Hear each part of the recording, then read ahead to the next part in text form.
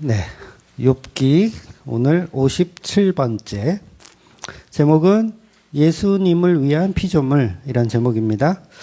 욥기 38장 12절에서 41절까지 말씀입니다. 욥기 38장 12절에서 41절까지요. 읽기는 우리가 19절까지만 읽도록 하겠습니다. 12절에서 19절. 웬일이에요 오늘은? 물도 갖다 주고.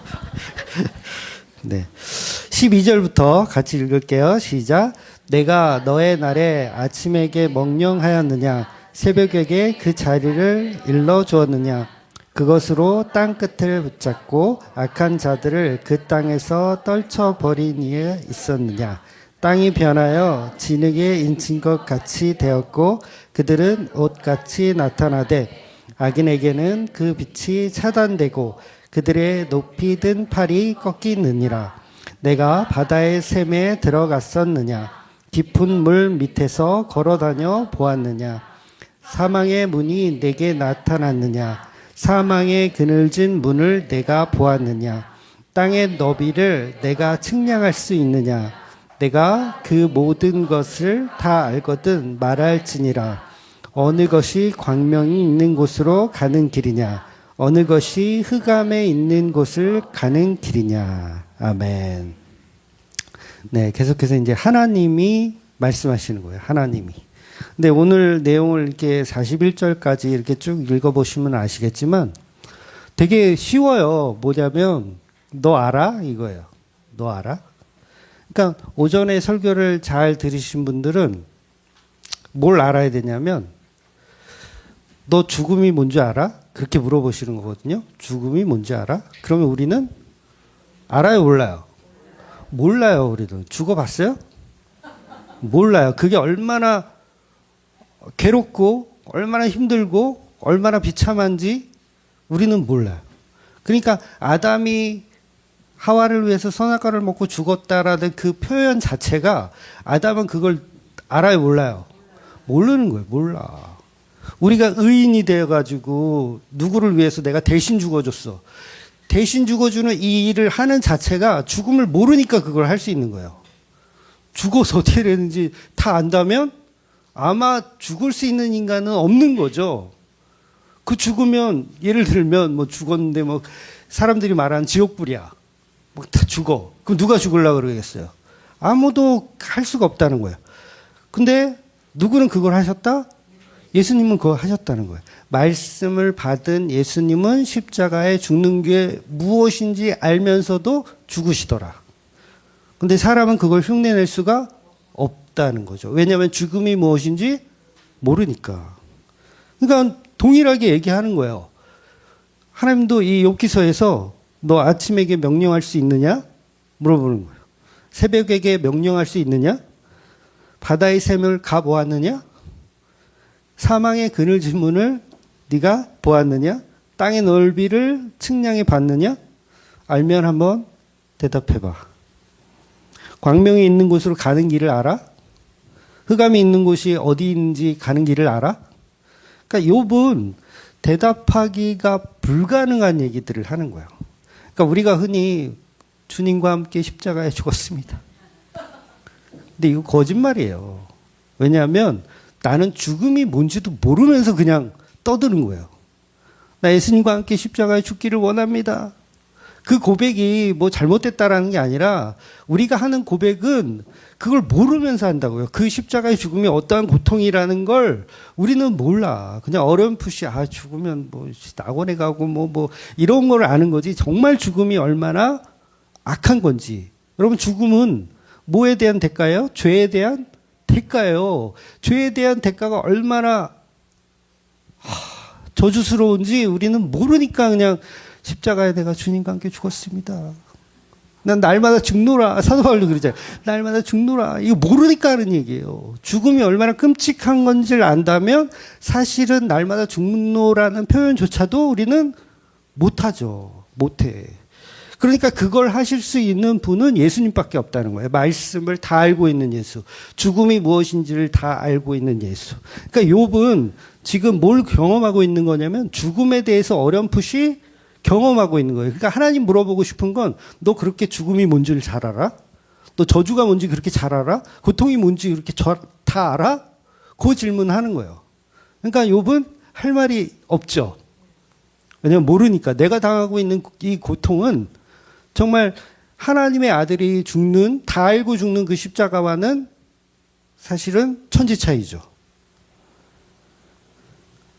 그러니까 하나님의 아들이, 천지를 창조하신 그분이 십자가에 죽는 것을 우리는 모른다는 거예요. 그 느낌이 어떤지. 그게 얼마나 큰 공포인지, 얼마나 큰 내어줌인지 우리는 모른다는 거예요. 그러니까 하나님은 계속 질문하는 거죠. 욥이 대답할 수 없는 내용을 가지고 질문하는 거예요. 그러니까 우리가 달나라에는 가봤다 그러잖아요. 달나라에는 가봤죠. 가봤는데 바다 밑에는 아직 못 가봤다 그래요. 인류가 이렇게 발전을 해도 바다 밑에는 가보지를 못했다고 하더라고요. 그러니까 오히려 더 어렵대요. 달나라 가는 거는 쉬운데 돈만 들이면 할 수 있는데 바다 밑에까지 탐험하는 자체는 사람이 들어가서 탐험하는 건 불가능하다고 하더라고요. 그러니까 욥이 대답할 수 없는 질문들을 계속 하는 거예요. 그런데 욥의 친구들을 우리가 봤지만 욥의 친구들은 마치 세상에 일어나는 것을 다 아는 양 얘기하죠. 그러니까 교회에 다니는 사람들, 복음을 안다는 사람들의 특징도 뭐냐면 나 다 안다예요. 나 십자가의 고통 뭔지 다 알아. 나 다 알아. 근데 그 말 자체가 사실 우리가 할 수 있는 말은 아니라는 거죠. 우리는 몰라요. 그 죽음이 어떠한 죽음으로 예수님의 죽음이 어떠한지를 우리는 어렴풋이 아는 거지 우리는 다 모르더라는 거예요. 그래서 그 상태를 계속 질문하는 거예요. 하나님이. 너 그렇게 많이 알아? 복음이 뭔 줄 알아? 근데 우리가 안다고 착각하는 건 바로 우리가 신의 자리에 있다라고 상상을 하고 있는 거죠. 그러니까 선악과를 먹고 자신이 하나님처럼 되었다. 자신의 지혜가 충만하다라고 우리는 늘 착각 속에서 살아가더라는 거예요. 그러니까 우리가 다 마찬가지입니다. 나는 세상을 다 안다. 나는 하나님을 다 안다. 예수님의 고통을 다 안다. 라고 하는 이 자체가 굉장히 위험하다는 거죠. 위험한 발상. 그러니까 그런 사람들이 나중에 이제 문선명이 되거나 이만희가 되거나 이렇게 되는 거죠. 그러니까 종교인들 대부분이 그런 생각을 갖고 있거든요. 신에 대해서 다 알고 그 자리까지 올라가서 해탈을 했다라고 생각을 하는 거. 그러니까 해탈이라는 말이 불교에서 많이 쓰는 말이지만 그 자체가 고뇌와 번뇌를 자기가 다 이렇게 해방되었다라는 의미거든요. 해탈되었다. 뭐 다 안다. 그래서 그 깨달음을 얻었다라고 하는 거. 근데 그 깨달음의 자리는 결국 하나님의 자리예요. 우리는 도달할 수 없는 하나님의 자리인데 거기에 갔다라고 하면 그 자체가 우상인 거예요. 종교적 지식을 갖고 있는 우상인 거죠. 그래서 본문에 보면 하나님은 욥에게 다양한 질문들을 하고 있어요. 어떻게, 왜, 언제, 어디에 이런 관한 반복적인 질문들을 하고 있는 겁니다. 결국 누가라는 말로 결론이 나죠. 그러니까 모든 창조는 십자가를 표현하고 있기 때문에 하나님의 모든 창조 속에 그러니까 예수님의 사랑을 숨겨놓은 거예요. 하나님의 모든 창조 속에 예수님의 사랑을 하나씩 하나씩 다 숨겨놓고 있는 거. 그리고 그걸 이제 특별계시라고 하는 성경으로 구체화시키고 있는 거죠. 그러니 인간은 아무것도 할 수 없어요. 창조 자체가 하나님의 것이고 복음 자체가 하나님의 것이기 때문에 우리는 우리의 지식으로 그 창조를 알아갈 수도 없고 거기에 도달할 수도 없다는 거예요. 그래서 창조를 바꿀 수 있는 인간은 없다. 그러니까 인간은 자연재해를 막아낼 수 있는 능력이 없어요. 네. 또한 복음을 이루어갈 수 있는 능력도 없고. 여러분 닭이 새벽에 왜 울까요? 닭이? 보통 새들은 그냥 아침에 그렇게 막 지저귀더라고요. 아침에. 그러니까 얼마 전에 교회 근처에 새떼들이 왔나 봐요. 막 얼마나 시끄러운지 막 울어지키더라고요. 엄청. 본문 41절에 보면 이런 표현이 있거든요. 까마귀가 하나님을 향하여 깍깍거린다. 까마귀가 하나님을 향하여 깍깍거린다. 그러니까 먹을 것이 없어서 허우적거릴 때 그것을 위하여 먹을 것을 마련하는 이가 누구냐? 이렇게 질문을 하셔요. 그러니까 우리는 까마귀에 먹을 것도 챙겨주지 못할 뿐더러 그 울음의 의미도 몰라요. 도대체 제가 왜 저렇게 우리 건물에 와가지고 깨끗거리고 있는지 우리 알아요, 몰라요? 몰라요. 그러니까 배고파서 우는 건지 아니면 기뻐서 우리 주맘교회 왔다 뭐 강남에서 이렇게 왔는지 왜 웃는지 우리는 모르더라는 거예요. 그러니까 저도 닭을 키워봤잖아요. 그래서 아파트에서 키웠던 그 초코 말고도 그 초등학교 때 왜 학교 앞에서 병아리 파는 거 있잖아요. 그거 이제 100원짜리 이렇게 팔던 시절에 한 서너 마리 이렇게 사다가 집에서 닭으로 키운 적이 있어요. 그때도. 근데 걔네들이요, 웬만하면 그 따뜻하게만 해주면 안 죽어요. 그 보통 이제 그 들리는 소문이 거기 학교 앞에서 파는 병아리는 다 시들시들한 애들이라서 한나절이면 다 죽는 애들이다. 막 이렇게 거짓 소문이 이렇게 돌기도 했는데 그거 왜 파는지 아세요? 그거 알을 낳지 못하는 그 숫병아리. 숫병아리라서 파는 거예요. 왜냐하면 숫병아리는 양계장에서 필요가 없거든. 걔네들은 태어나면 다 폐기 처분이에요. 그러니까 걔네들 모아다가 남자 병아리들만 학교 앞에서 그냥 싼 값에 이렇게 파는 거예요. 그러니까 건강에 이상이 있는 애들이 아니라 너무 이른 그 날씨에 나오기 때문에 따뜻하게만 해주면 그 병아리는 원래 사람보다 체온이 높아요. 우리는 36.5도인데 병아리는 한 8도 될 거예요. 조금 더 높아야 돼요. 그래서 따뜻하게만 해주면 잘 큽니다. 예, 안 죽고 잘 거예요. 그런데 왜 이놈의 닭들이 크면 새벽 4시, 5시만 되면 정확하게 울어요. 보통 이제 남자 닭들이 울죠. 왜 울까? 어떤 정신 나간 애는 막 새벽 2시에도 울어요. 왜 울까? 그러니까 지금의 과학으로도 밝혀내지를 못했어요. 걔네들 왜 우는지. 그러니까 어떤 사람들은 영역을 표시하는 거다. 여기는 내 자리야, 고꾸야. 이렇게.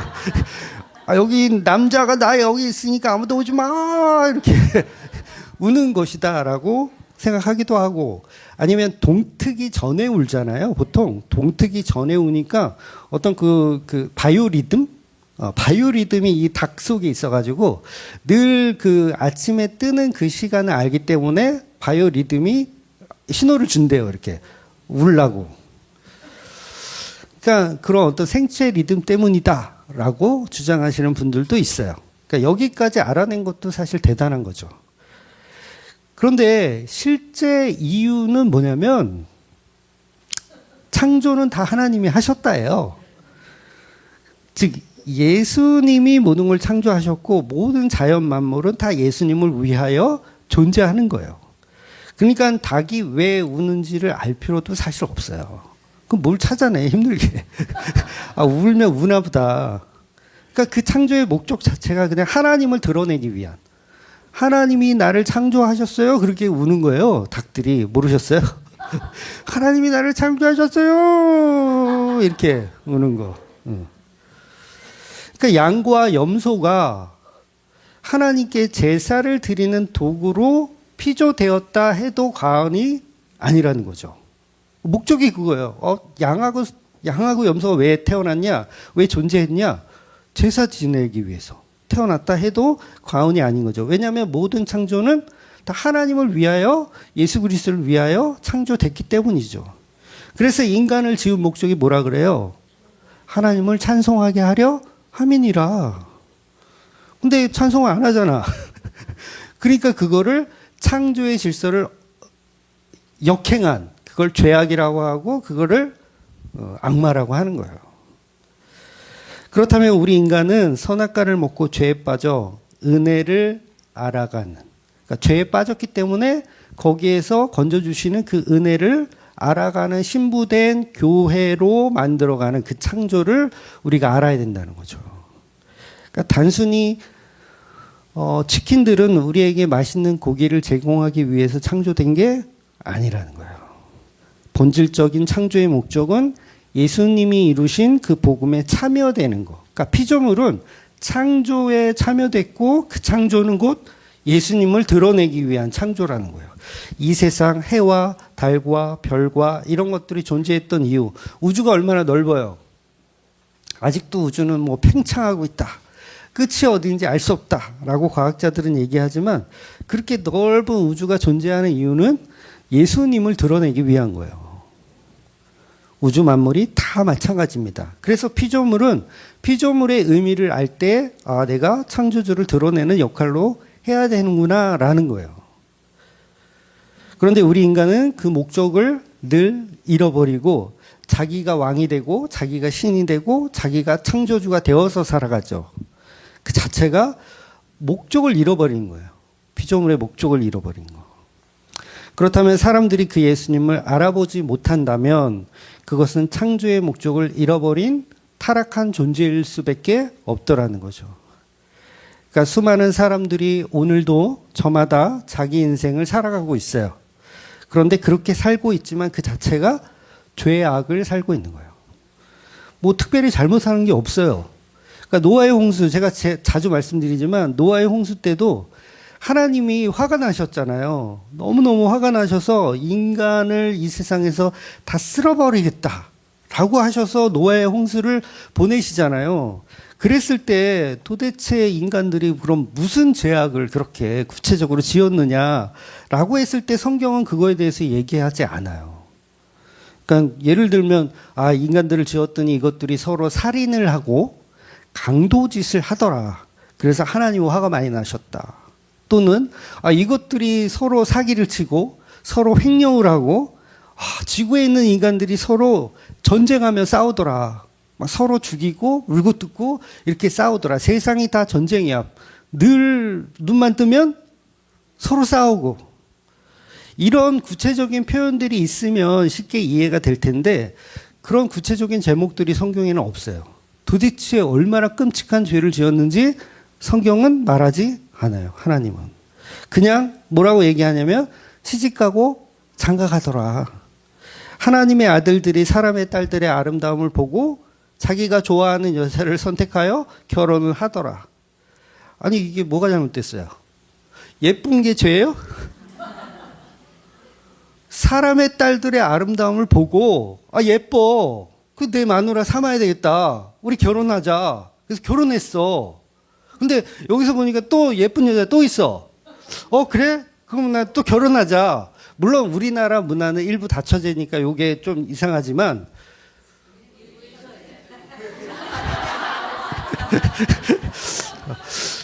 나의 이 본성은 일부 다처제인가 봐.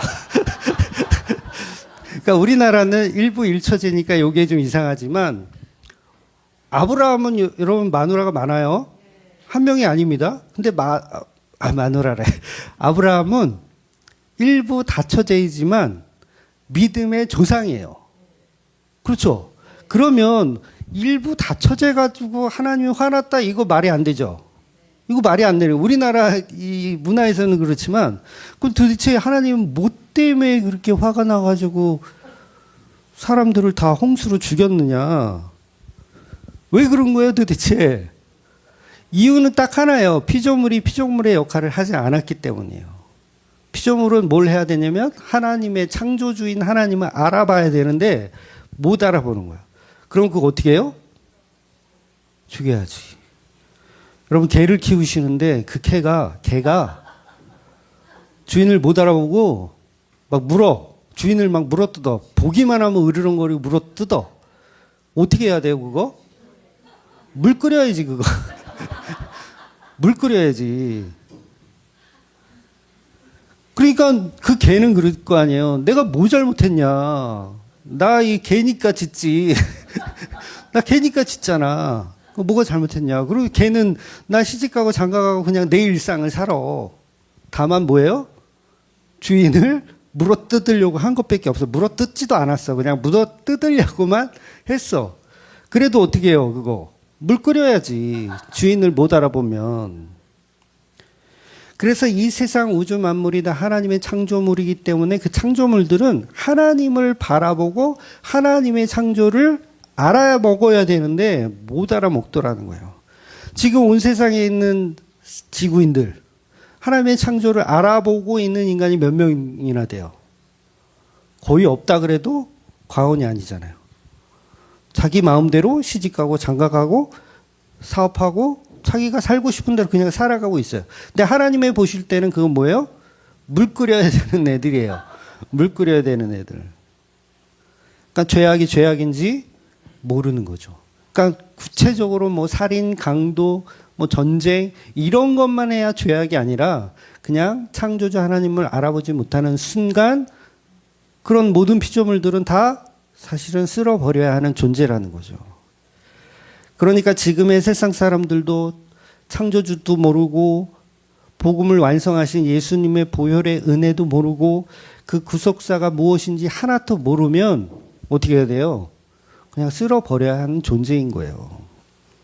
그러니까 사사기의 마지막 말씀처럼 사람들이 각기 자기의 소견에 옳은 대로 행하여 살더라. 이게 뭐다? 죄악인 거예요. 이게 죄악. 자기가 옳은 대로 살고. 그러니까 세상에는 착한 사람도 있고 나쁜 사람도 있고 그러잖아요. 교도소에 가면 나쁜 사람들 많죠. 살인, 강도, 뭐 사기 많아요. 근데 그 사람들만 나쁜 게 아니라 그냥 교도소에 안 가는 사람들도 다 똑같다는 거예요. 노아의 홍수에 쓸어버려야 하는 그런 사람들. 그런데 그 중에서 노아가 은혜를 얻는 거예요. 노아가 특별히 뭘 잘해서가 아니른 거예요. 집안에 바퀴벌레가 사는데 바퀴벌레가 여러분 세균을 막 옮기고 다녀요. 아시죠? 바퀴벌레 괜히 싫어하는 게 아니에요. 세균을 막 옮기고 다니고 살아. 바퀴벌레가. 그래서 우리는 어떻게 해요? 바퀴벌레 보이는 순간 때려잡죠. 그래서 어떤 사람들이 이거 손으로 이렇게 때려잡으면 안 된다. 왜냐하면 손에 이 세균이 다 묻으니까 가급적이면 그렇게 때려잡지 말고 뭐 약품을 쓰든가 뭐 이렇게 파리채로 해야 되나요? 뭐 그렇게 잡아라 라고 얘기를 하죠. 근데 여러분 한번 생각해 보세요. 바퀴벌레 입장에서 생각해 보자고요. 내가 바퀴벌레 되고 싶어서 바퀴벌레로 태어났어요? 네? 내가 태어나 보니까 바퀴벌레인 거지. 그러니까 인간이나 바퀴벌레나 피조물로서는 사실은 동일한 거예요. 여러분이 사람으로 태어나고 싶어서 태어난 거 아니잖아요. 바퀴벌레들도 자기가 바퀴벌레로 태어나고 싶어서 태어난 게 아니라고요. 그런데 우리는 바퀴벌레 보는 순간 때려잡아요. 바퀴벌레가 딱히 우리를 공격하지 않았음에도 불구하고 재판도 없어요. 바퀴벌레를 놓고 요놈을 재판해서 요놈이 우리 집에 몇 시 몇 분에 애들을 몇 명 데리고 와가지고 내 음식을 건드렸다. 뭐 어떤 이런 재판도 없이 그냥 죽이죠. 마트에 가면 F킬라, 바퀴벌레 전용 F킬라. 요거 허가증이 없어도 살 수 있어요. 허가증이 없어도 살 수 있다고요. 요걸 갖다가 살생을 하는데 쓰잖아요. 예? 바퀴벌레를 죽이는 살생의 용도로 쓰는데 허가를 따로 받지 않아도 되더라는 거예요. 만약에 이게 사람 죽이는 거다. 그럼 허가 받아야 돼요? 안 받아야 돼요? 허가를 받아야겠죠. 이 허가가 나는 자체가 웃긴 거죠. 그러니까 무슨 얘기인지 아시겠죠? 그러니까 바퀴벌레는 허가 없이도 어떤 재판 없이도 죽여야 할 존재라는 거예요. 근데 그 존재는 자기가 그러고 싶어서 태어난 게 아니라는 거죠. 그러니까 아무리 바퀴벌레가 주인을 배려하고 도움을 주려고 하고 그래도 바퀴벌레는 그냥 죽어야 될 존재라는 거예요. 왜냐하면 그게 피조물의 자리라는 거예요. 피조물의 자리. 그래서 원래 세상에 존재하는 풀 한 포기, 파리 한 마리, 복음 때문에 다 존재하는 거예요. 복음 때문에 존재하는 거. 그러니까 이걸 이제 자연의 계시라고 그러죠. 자연 계시도 하나님의 작품이고 그 자연 계시가 하나님의 작품인 이유는 복음을 드러내는 목적으로 사용되어지고 있기 때문에 그래요. 그래서 오늘부터 지난주부터 하나님이 쭉 말씀하시는 거는 전부 하나님의 자연 계시에 관한 이야기. 그러니까 너 인간들이 스스로 할 수 있는 거는 없다라는 얘기를 하는 거예요. 심지어 사탄인 가룟 유다까지도 창조된 목적대로 움직이는 거예요. 네. 예수님의 십자가를 드러내는 역할로 사용이 되어지는 거죠. 그러니까 막 우리는 그거에 어떤 가치를 여기잖아요. 나는 가룟 유다처럼 그런 나쁜 놈이 아니고 나는 좀 괜찮은 그런 어떤 신앙인으로 자기를 포장하는데 사실은 둘 다 똑같은 거예요. 똑같은 거. 우리의 가치를 우리가 이렇게 여길 수가 없더라는 거죠. 그래서 진짜 천국 가는 사람은 어떤 사람이냐면 가룟 유다처럼 그런 나쁜 짓을 행해도 나는 이것이 창조주의 목적으로 쓰여졌음을 알고 자기를 회개할 수 있는 사람이에요. 이해가 되세요? 이게 좀 말이 어렵지만 나는 이럴 수밖에 없는 존재임을 인정하고 죄인임을 깨닫는 거예요. 그래서 예수님이 그 가룟 유다한테도 그렇게 말씀하잖아요. 네가 하려는 일을 속히 해라. 하려는 일을 속히 해라.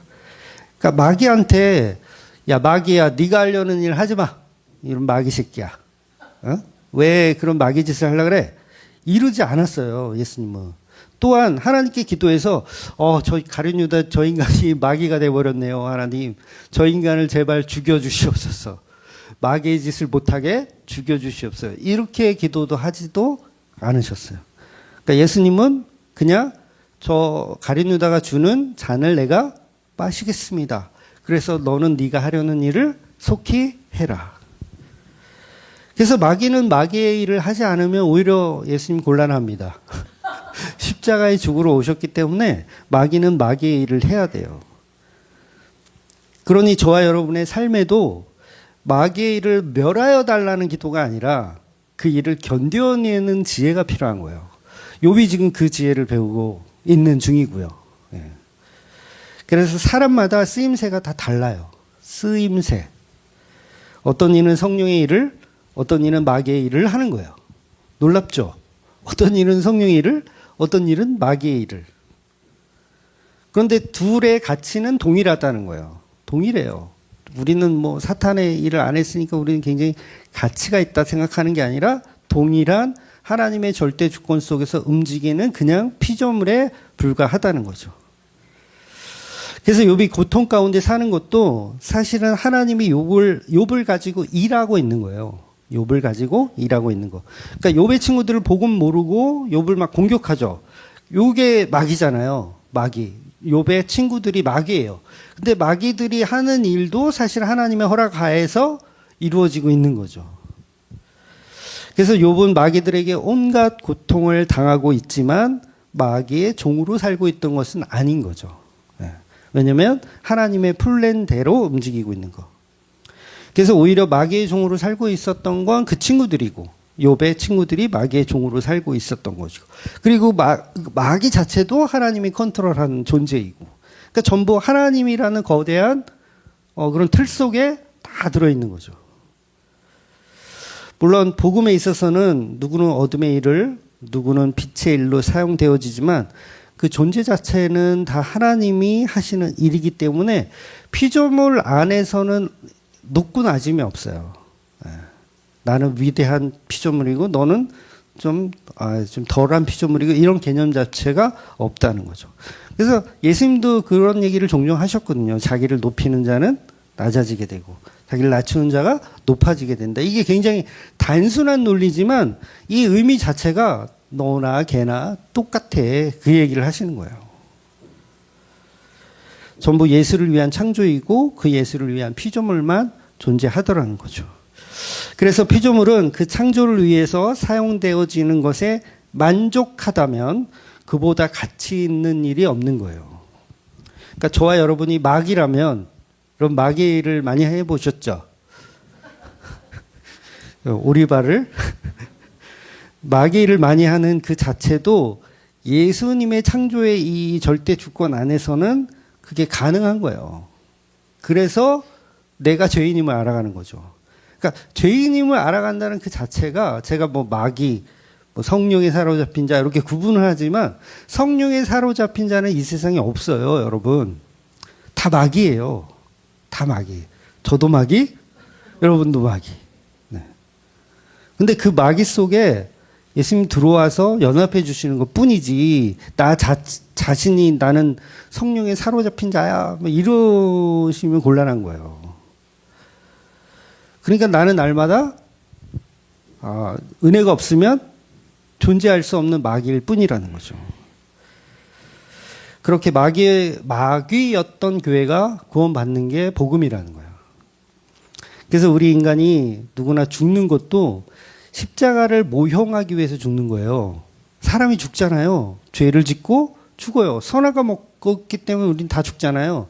그 죽는 그 일도 십자가를 증거하기 위해서 죽는 거예요. 그러니까 우리가 죽음에 대해서 모르면, 아까도 설명드렸지만 모르면 십자가의 의미를 모른다고요. 십자가의 의미를 몰라. 그래서 예수님의 십자가를 드러내기 위해서 우리가 다 죽고 사는 일을 반복해서 사는 거예요. 그게 피조물의 역할입니다.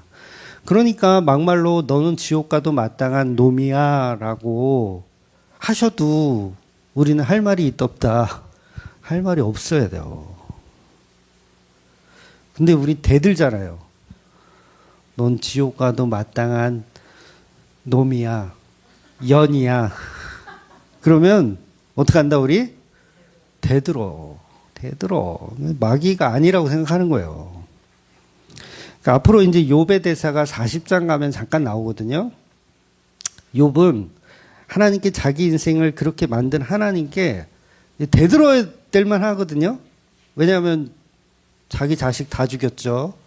그 다음에 재산 다 날라갔죠. 종들까지 다 죽였죠. 그 다음에 몸에 병까지 다 걸렸죠. 그러면 대들만 하죠. 아니 그런 하나님이 도대체 어디 있어. 그리고 그런 얘기를 만약에 하나님이 하신다면, 그 사실 내가 마귀하고 내기해가지고, 내가 너무 흥분해가지고, 내가 막 레이스를 막 쳤어. 야, 그래서 너 인생이 그렇게 된 거다, 야. 그러면 욥의 입장에서는, 야, 씨, 내 인생 돌려놔. 뭐 이러지 않겠어요? 근데 욥은 나중에 40장 4절에 가서 볼겠지만 이렇게 표현해요. 보소서 나는 비쳐나오니 무엇이라 주께 대답하리이까 손으로 내 입을 가릴 뿐이로소이다. 내가 한 번 말하였은즉 다시는 더 대답하지 아니하겠나이다. 이렇게 얘기하는 거예요. 불만을 얘기해요, 안 해요? 안 해요. 내 인생을 그렇게 만드는 하나님한테 야, 한마디도 하지 않아요. 그러니까 그렇게 모욕을 당한 인생을 살았음에도 불구하고 한마디도 하지 못하는 건 이제 욥이 피조물이 무엇인지를 알아가고 있었기 때문이에요. 피조물이. 그러니까 굉장한 은혜를 지금 경험하고 있는 거죠. 근데 우리는 말할 기회를 주면 그런 말 할 거 많죠. 욥과 같은 내 인생을 살았어. 근데 하나님이 너 말할 기회를 주겠대. 그러면 뭐라 그럴 거예요? 할 말 못할 말, 씨, 어떻게 그러실 수 있냐고. 내 자식들이 그렇게 예쁜 자식들 어떻게 다 그냥 지붕을 무너뜨려가지고 그렇게 다 죽일 수 있느냐고 따져요, 안 따져요? 우린 따져요. 그러니까 여러분 기도원에서 기도하거나 뭐 철학 기도하면 그렇게 기도할 거 많았죠? 그렇잖아요? 막 3시간씩 어떻게 기도할 말이 그렇게 많아요? 보통 교인들은 막 3시간씩 기도하잖아요. 안 해보셨어요? 3시간 동안 기도하는데 그 기도가 다 뭐예요? 욥이라고 한다면 갖고 있었던 불만 다 얘기하는 거죠. 왜 나를 이렇게 태어나게 하셔가지고 자식을 주려면은 데려가질 마시든가 이러면서 3시간을 떠든다고요. 왜 이렇게 할 수 있어요? 저도 옛날에 이렇게 했거든요. 철야 예배 가면 9시부터 시작하면 그 다음날 4시까지 기도했어요. 엄청나죠? 야, 뭐 그렇게 할 말이 많은지. 다 욕이야. 다 욕이야. 쌍 그러면서. 하나님한테 기도를 하는 게 아니라 막말로 그냥 막 지랄을 하는 거죠. 하나님한테. 그래 놓고 새벽 4시가 딱 이제 기도를 마치면 나는 뭔가 좀 기도의 경지에 오른 그런 위대한 신앙인이 된 것처럼 자기를 이렇게 우상화하는 거죠. 나 이렇게 5시간, 6시간 기도하는 존재야. 방언이 막 터지고, 막 입신을 하고. 근데 욥은 어떻다고요? 한마디도 하지 않겠습니다. 내 입을 닫습니다. 5시간, 6시간 기도했던 나인데 할 말이 없습니다로 바뀌더라는 거예요. 왜 바뀌어요? 복음이 온지를 알게 되는 거예요. 5절 다시 한번 읽어드리면 내가 한 번 말하였은즉 다시는 더 대답하지 아니하겠나이다. 그래서 복음을 알면 알수록 기도하는 시간은 줄어드는 게 당연해요. 여러분 내가 한 10시간, 일주일에 10시간 이렇게 예를 기도했다면 복음을 알았더니 8시간, 7시간, 5시간 점점 시간이 줄어드는 게 당연한 거예요. 왜냐하면 그동안 엉뚱한 기도를 했기 때문에 그러죠. 욥 보세요. 기도 시간이 아예 없어져 버렸어. 입을 닫겠다고 하잖아요. 입을 닫겠다. 이 말은 삐졌다라는 의미 아니에요. 나 삐졌어. 이런 의미 아니고 할 말이 없습니다. 왜? 나는 피조물이니까 창조주가 나를 어떻게 만들어 가시든 내 인생을 어떻게 만들어 가시든 그거에 대해서 나는 할 말이 없습니다. 그 얘기하는 거예요.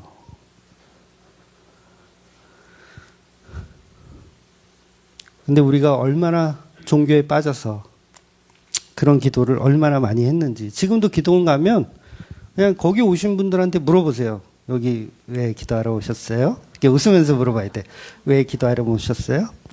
그러면 다 한다는 얘기가 다 자기의 어떤 문제 해결. 본문 36절에 보면 수탉에게 슬기를 준 자가 누구인가? 이런 질문이 있어요. 닭에게 슬기를 준 자가 누구인가? 즉 자연 계시 속에 인간이 한 것이 없다는 얘기를 하는 거예요. 닭에게 슬기를 주는 분이 누구라고요? 하나님이란 얘기예요. 하나님. 그러니까 어떤 슬기를 줬냐면 복음의 도구로 사용하는 슬기를 줬다는 거예요. 그게 뭔지는 잘 모르지만 뭐 그게 베드로 부인할 때 꼭이요. 뭐 3번 울려고 슬기를 줬는지 그건 모르겠지만 그러니까 창조의 목적이 다 그 목적대로 이루어 가더라는 거예요. 그러니까 욥이 이제 결론 부분에 가면서 깨달아야 하는 것은 뭐냐면 자기 자신이 예수님을 예표하는 그림자였음을 깨달아가는 거예요. 그래서 그림자, 예표된 자들은 할 말이 없는 거예요. 왜냐하면 너의 창조의 목적은 예수를 드러내는 게 목적이니까 할 말이 있어요, 없어요? 없는 거예요. 예수님이 당하신 그 고난을 이 욥의 인생을 가지고 표현해야 되니까 할 말이 있어요, 없어요? 없는 거예요. 그런데 그 진리를 모르면 떠들죠. 나를 왜 이렇게 만드셨어요? 나를 왜 태어나게 하셨어요? 왜 우리 자식 다 죽였어요? 내 재산 다시 돌려놔? 우리 종들, 하인들 다 살려내? 내 몸에 악창이 생기고 병이 생겼잖아요. 고쳐주시옵소서. 고쳐주시옵소서. 주실 때까지 이 산을 안 내려가겠습니다. 이러고 있으면 어떡하겠다는 거야. 너의 그 악창으로 생긴 그 인생의 고통이 예수를 드러내기 위한 도구였어 라는 이 진리를 알면 욥은 입을 닫을 수밖에 없죠. 아, 그렇군요. 주님이 주신 이 고통이 결국은 예수 그리스도의 영광이었군요를 깨달아가는 거죠. 그래서 결론에 가서 하나님이 욥에게 하고 싶은 말이 뭐냐면 쉬워요. 간단해요. 내가 너를 사랑한다요. 내가 너를 사랑한다. 욥기 마지막에 보면 42장 15절에 보면 모든 땅에서 욥의 딸들처럼 아름다운 여자가 없었더라. 그들의 아버지가 그들에게 그들의 오라비들처럼 기업을 주었더라. 16절 그 후에 욥이 140년을 살며 아들과 손자 4대를 보았고 17절 욥이 늙어 나이가 차서 죽었더라. 이렇게 끝나요. 그러니까 욥의 딸들처럼 아름다운 여자가 없었더라.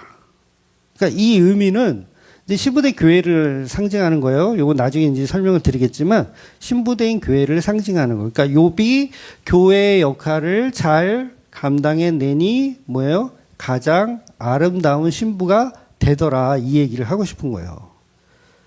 그러니까 이 욥의 인생 자체가 뭐예요? 신부된 교회가 되기 위한 과정을 이렇게 살아온 거죠. 그래서 욥은요, 기도 안 해도 돼요. 무슨 얘기인지 이해가 되세요? 여기서 말하는 기도는 그 종교인들이 하는 그 기도 욥이 해도 된다, 안 해도 된다. 안 해도 되는 거예요. 왜냐하면 그 인생을 계획하고 플랜하고 예수를 드러내고 있는 하나님이 다 하고 계시니까. 그러니까 뭐에 대한 기도만 하면 돼요? 성령님에 관한 기도만 하면 돼요. 성령님 나를 예수 그리스도 예표로 사용되어지는 것을 잘 감당할 수 있는 인생으로 살게 하여 주옵소서. 이 기도만 욥은 하면 돼요. 근데 이거 고쳐주시고요. 우리 아들, 딸 살려주시고요. 다시 재산 다시 늘어나게 해주시고요. 소가 새끼를 낳는데 3마리 낳게 해주시고요. 이런 기도 할 필요가 있다 없다? 없어요. 그러니까 저와 여러분도 아직도 그런 종교 생활을 하고 있다면 그걸 버리셔야죠. 차라리 입을 닫는 게 현명한 거죠. 그래서 마지막 17절, 욥이 늙어 나이가 차서 죽었더라. 그러니까 죽었다는 의미를 문자적으로 보면 이게 저주로 이해할 수도 있잖아요. 저주로 이해할 수도 있는데 복음적으로 보자면 영원한 안식으로 들어갔다라는 표현이에요. 죽었더라. 영원한 안식으로 들어갔더라. 세상에서 가장 아름다운 딸들을 낳고 그 딸들은 아들과 동일한 기업을 얻는 그런 딸들이었는데 그런 딸들과 4대까지 행복하게 살다가 영원한 안식으로 들어갔더라. 그 얘기하는 거예요. 그러니까 전부 예수님이 이루신 그 고통, 십자가라는 고통과 그 고통을 예수님께서 인내하고 경험하고 나면 영원한 안식으로 우리를 가장 아름다운 신부로 내가 너를 사랑한다라는 그 세계로 들어가시더라는 거죠. 그러니까 성도는 지금 어느 과정에 있든 욥의 인생 가운데 어느 과정에 있든 그냥 오늘 하루를 버티며 견디며 사시면 돼요. 그러니까 이거를 나의 고통 지금 이거를 물러가게 하여 주시옵소서 그런 기도 하실 필요도 없어요. 그냥 고통이 오면 그 고통을 어떻게 해라? 견디고 참고 인내해서 지나가면 돼요. 왜냐하면 예수님의 은혜는 반드시 이루어지기 때문에 그래요. 그게 피조물의 자리입니다. 그래서 그 인생을 여러분이 바꾸려 하지 말고 거기에 오히려 순응하며 사세요. 순응하며. 그러니까 세상적으로 막 살라는 얘기가 아니에요. 에이씨 될 대로 되라지 그런 의미가 아니라 뭐라 그랬어요? 견디며 살라 그러잖아요. 견디며 인내하며. 그래서 모든 것이 예수님의 은혜임을 알고 욥도 그래야 되거든요. 욥도 고통 가운데 있지만 그걸 어떻게 해야 돼요? 견디며 버티며 살아야 되는 거예요. 이런 우울한 설교를 할 수밖에 없어요. 버티며 견디며 살아야 되는 그런 저와 여러분이 되시기를 예수님의 이름으로 축원드리겠습니다. 아멘. 기도하겠습니다.